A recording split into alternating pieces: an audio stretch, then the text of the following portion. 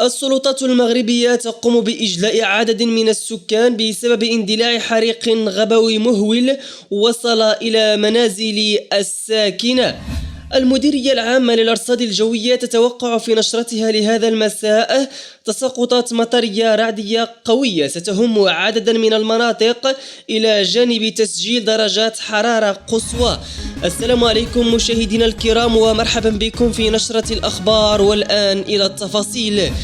انتشرت رقعة الحريق الذي اندلع في غابة مغروة بإقليم تازة، حيث ساهمت قوة رياح الشرق وارتفاع درجة الحرارة في الانتشار السريع للنيران في هذه الغابة. وقالت المصادر إن السلطات أعلنت حالة استنفار لإخلاء مجموعة من المنازل القريبة من الغابة خوفا من أن تحاصرها النيران.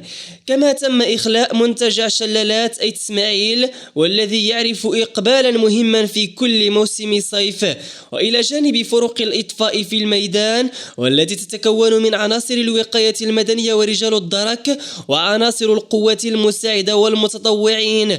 فإن السلطات قررت الاستعانة بطائرة كنادير لتطويق بؤر الحريق في منطقة تعرف بتضاريسها الصعبة. وطبقا للمصادر فقد أجهز الحريق على عشرات الهكتارات من الغطاء الغابوي ومنه أشجار الصنوبر والبلوط. وفي خبر آخر، تتوقع المديرية العامة للأرصاد الجوية بالنسبة لمساء هذا اليوم أن تتميز الحالة الجوية عامة بطقس حار إلى جد حار بكل من الوسط والسهول الواقعة غرب الأطلس ومنطقة السيس وداخل الغرب والجنوب الشرقي وجنوب البلاد. ويرتقب تمركز سحب غير مستقرة مصحوبة بقطرات مطرية وبروز رعد فوق مرتفعات الأطلس الكبير وتنسيفت ورحمنا والشيضمة مع هبات رياح محلية، في حين ستكون الأجواء قليلة السحب إلى غائمة أحيانا بكل من الجنوب الشرقي للبلاد وفيما تبقى من مرتفعات الأطلس وشمال الأقاليم الجنوبية.